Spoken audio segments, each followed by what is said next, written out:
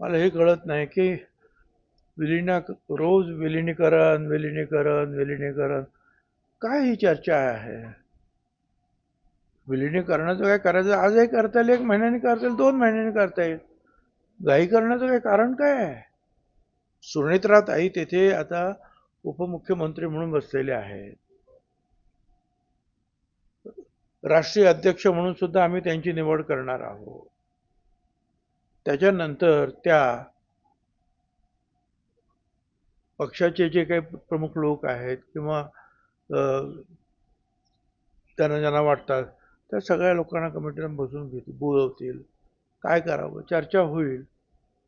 शेवटी एवढे मोठे निर्णय जे आहे हे दोन्ही बाजूच्या लोकांनी चर्चा करूनच होईल ना.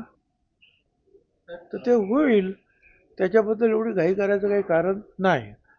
परंतु आज ते ठरलंच होतं, ते झालंच पाहिजे, ह्या म्हणण्यात काहीच आता अर्थ राहिला नाही.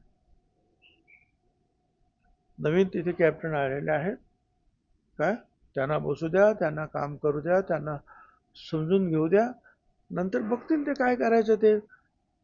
आज आमच्या समोर हा विषय खरोखरच नाही.